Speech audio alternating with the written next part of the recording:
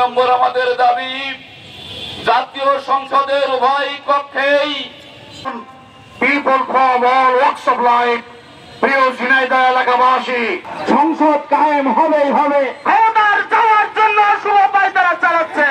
এদেশে কোনো নির্বাচন হতে দেওয়া হবে না। লেভেল প্লেইং ফিল্ড চালু করার দাবি জানায়।